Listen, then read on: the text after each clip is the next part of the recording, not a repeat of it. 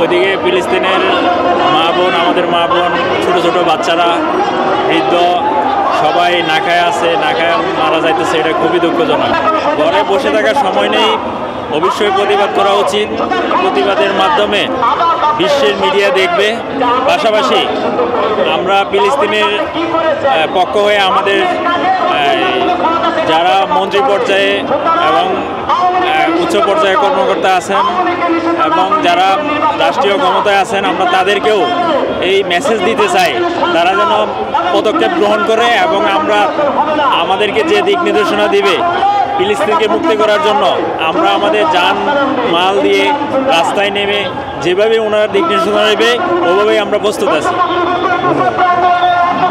এটা হচ্ছে মূলত আপনি জানেন, সবাই জানি, ফিলিস্তিনি যে ইসরায়েলের যে বর্বরতা হামলা, এই হামলার প্রতিবাদে আমরা বিক্ষোভ মিছিল, বিশেষ করে ফিলিস্তিনের উদ্দেশ্যে যে ত্রাণবহর জাহাজগুলো গেছিল, ওই জাহাজের যে হামলা হয়েছে এবং ওইখানে ইসরায়েলের সেনারা বর্বর আক্রমণ করে সবাইকে বন্দি করেছে এবং ত্রাণ তো ওইখানে যে ফিলিস্তিন পর্যন্ত যাওয়া দূরের কথা, প্রায় 80% জাহাজগুলোকে তারা বন্দি করে নিয়ে গেছে।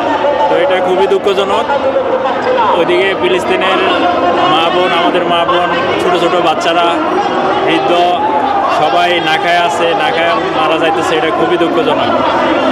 এবং আপনি জানেন, বাংলাদেশ থেকে একজন চিত্রশিল্পী গেছেন। আমরা আসলে গর্বিত, বাংলাদেশের পক্ষ থেকে একজন চিত্রশিল্পী ওইখানে যাওয়ার জন্য সাহস করেছেন।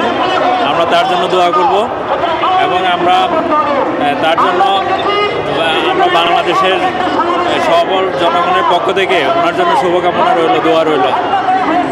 আচ্ছা, ফিলিস্তিন আমাদের দেশ থেকে অনেক দূরে, তো সেখানে আমরা বাংলাদেশে প্রতিবাদ করে তাদের জন্য কতটুকু উপকার হবে বলে আপনি মনে করেন? আমি মনে করি ঘরে বসে থাকার সময় নেই, অবশ্যই প্রতিবাদ করা উচিত। প্রতিবাদের মাধ্যমে বিশ্বের মিডিয়া দেখবে।